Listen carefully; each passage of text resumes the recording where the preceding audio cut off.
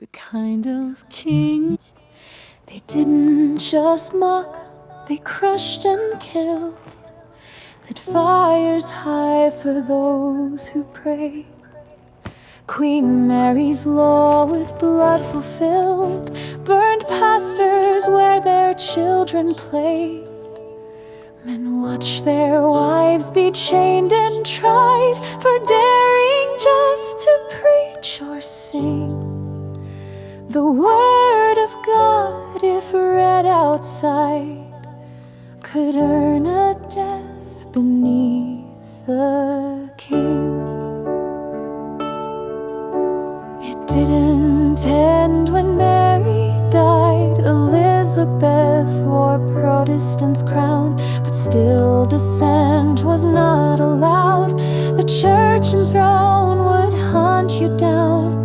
King James vowed he would harry all who worship not his scripted way. They jailed, they fined, they made men crawl, or else like Brewster flee by night. They fled to Holland, poor but free, but feared their children's hearts might stray. So sailed they through a roaring sea to plant God's truth the world away. The storm beat hard, the coast unknown. They landed not where Crown had planned, but rather than be cast alone, they chose to write with their own hand a pledge, a law, a compact bold, that God would reign and they would serve. Before their feet touched frozen mold, they made a vow with grit and nerve. The crops came strong, the towns took shape. They forged a life from ash and frost, but never would their hearts escape the half a colony they lost. That first cold year, the graves ran deep.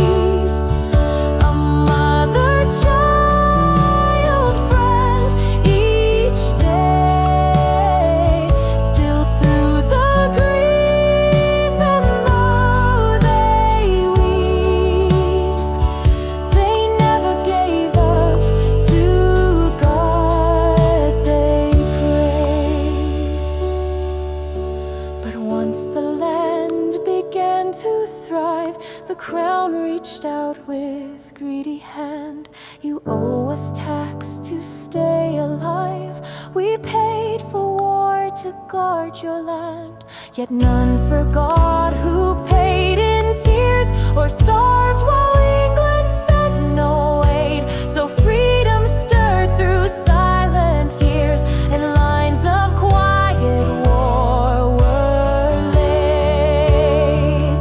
They tried for peace, they bent and prayed, sent letters filled with reason, grace, but every plea